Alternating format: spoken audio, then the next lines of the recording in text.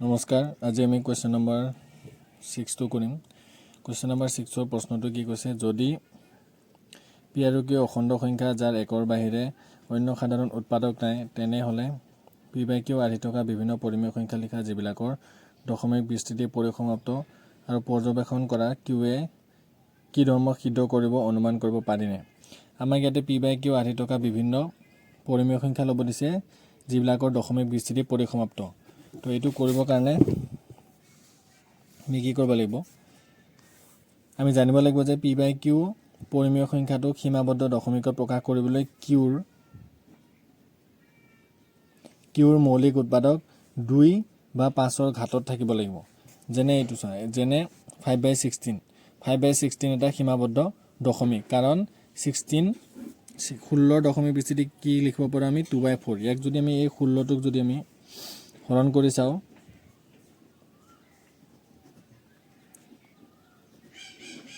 2 পাইছো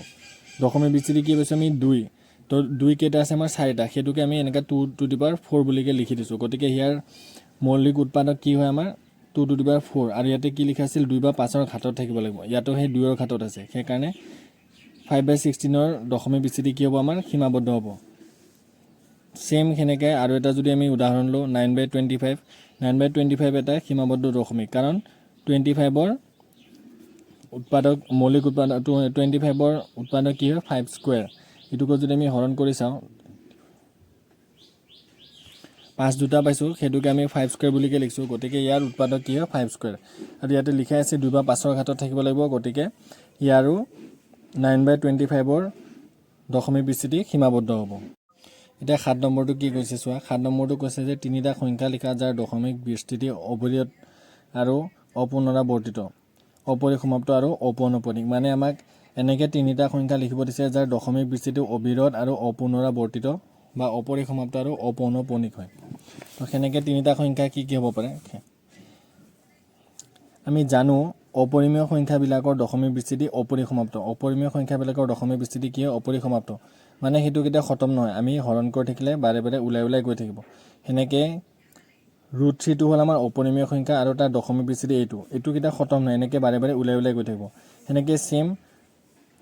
0.01 001 0001 ... মানে এইটো খতম হয় না আমাৰ এইটো বাৰে বাৰে ওলাই গৈ আছে হেনেকে আকৌ এইটো 3 নম্বৰ 0.02 002 0002 এইটোও খতম হয় না এইটো এনেকে ওলাই গৈ থাকিব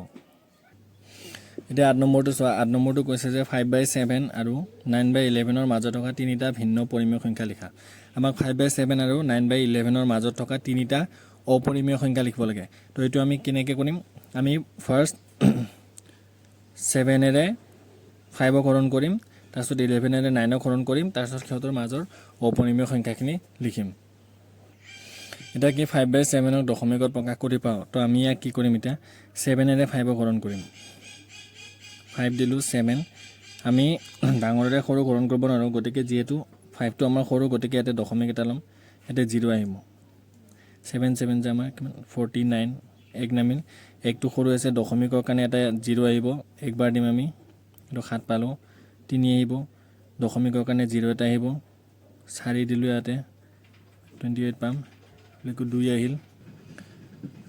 এটো 2 আহিল তো এতিয়া কি হ'ব দশমিকৰ কাৰণে ইয়াতে 0 এটা আহিব আৰু এক আমি কিমান বাৰ দিব পাৰিম 2 বাৰ দিব পাৰিম এটা আমি 14 পাম ইয়াৰ পৰা কিমান হ'ব আমাৰ 6 নামিল দশমিকৰ কাৰণে 0 এটা আহিব এত কিমান দিম 8 বাৰ দিব পাৰিম আমি ইয়াতে 56 পাম 56 ইয়াৰ পৰা কিমান হ'ব 4 দশমিকৰ কাৰণে 0 এটা আহিব 40 এক দিব পাৰিম আমি 5 বাৰ দিলে ইয়াতে পাম আমি 35 তো ইয়াৰ পৰা কিমান আহিব 5 আহিব তো আমি স্টাৰ্ট কৰিছিলো 5 ৰ পৰা আৰু লাষ্টত গৈকে 5 পালো গতিকে এইটো বাৰে বাৰে এনেকৈ ৰিপিট হৈ থাকিব তো আমি ইয়াক এইখিনিলৈকে ৰাখি দিছো মানে এইটো আমি কিমান পালো 5/7 যদি আমি দশমিকত প্ৰকাশ কৰো এইটো আমাৰ 0.714285 এতিয়া আমি সেম আগৰটো নিচিনা 9/11 কো দশমিকত প্ৰকাশ কৰিম হেতু কাৰণে আমি কি কৰিম 9 ক 11 এৰে হৰণ কৰিম দশমিক এটা দিলু 90 হল তো এইটো আমি কিমান বাৰ দিব পাৰিম 8 বাৰ দিব পাৰিম এইটো আমি পাম 88 এবাৰ 2 নামিব দশমিক এটা দশমিকৰ কাৰণে 0 আহিব পিছফালে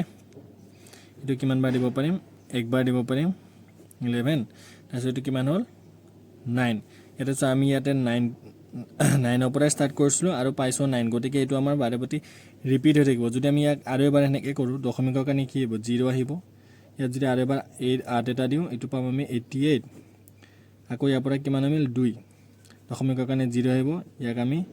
একবাৰ দিলে 11 আৰু এগেইন আমি কিমান পালো 9 গতিকে এইটো আমাৰ 0.81 এনেকৈ ৰিপিট হৈ থাকিব তো আমি এখিনিতে এৰি দিছো গতিকে 9/11 ক আমি দশমিকত প্ৰকাশ কৰিলে কি পাম 0.81 আমি এনেকৈ পাই গৈ থাকিম এতিয়া আমাক প্ৰশ্নটোত কৈছিল যে 5/7 আৰু 9/11 ৰ মাজৰ তিনটা ভিন্ন অপৰিমেয় সংখ্যা লিখিব লাগে গতিকে আমি 5/7 টো কিমান পাইছিলো 5/7 টো আমি পাইছিলো 0.714285 তো গতিকে এই 0.714285 আৰু 0.8181 ৰ মাজৰ আমি তিনটা ভিন্ন অপৰিমেয় সংখ্যা লিখিব লাগে তো সেইকেইটা কি হ'ব তো আমি কি লিখিব পাৰো তাৰে যিকোনো এটা লিখিব পাৰো 0.7500750075 এনেকৈ সেম 0.760760076000 এতিয়া আৰু কি লিখিব পাৰো আমাক 81 আছে গতিকে আমি ইয়াত কি লিখিব পাৰিম 0.808000 এনেকৈ কিটা লিখিব পাৰো গতিকে এই তিনটাই হল আমাৰ অপৰিমেয় সংখ্যা এটা কোৱেশ্চন নম্বৰ 9 টো চোৱা কোৱেশ্চন নম্বৰ 9 টোত আমাৰ কি কৈছে কোৱেশ্চন নম্বৰ 9 টো কৈছে কি তলৰ সংখ্যাকেইটা পৰিমেয় আৰু অপৰিমেয় হিচাপে শ্ৰেণীবিভক্ত কৰা তো এটা ইয়াৰে পৰিমেয় সংখ্যাবোৰ কি হ'ব পৰিমেয় সংখ্যাবোৰ √225 এই √225 টো কিয় পৰিমেয় সংখ্যা কাৰণ চোৱা আমি √225 টো কি লিখিব পাৰো 15 * 15 লিখিব পাৰো গতিকে দুটা আছে √over যেতিয়া থাকে √over ভিতৰত যেতিয়া দুটা থাকে তাৰে এটা ওলাই আহে মানে কি হৈ গল এটো আমাৰ আমি কিমান পাম √225 আমি কি পাম 15 বুলি লিখিব পাৰো গতিকে 15 ৰ তলত এটা 1 থাকে গতিকে এটো হ'ব আমাৰ পৰিমেয় সংখ্যা হেনেকে এতিয়া চোৱা 0.3796 এটো কি হয় এটো আমাৰ পৰিসমাপ্ত খতম হৈ গৈছে মানে এটো এটা পৰিমেয় সংখ্যা আৰু এটো চোৱা 7.478478 বাৰেপতি কি ৰিপিট হৈছে সেম বস্তু ৰিপিট হৈছে 478478 গতিকে সেম যদি ৰিপিট হৈ থাকে বাৰেপতি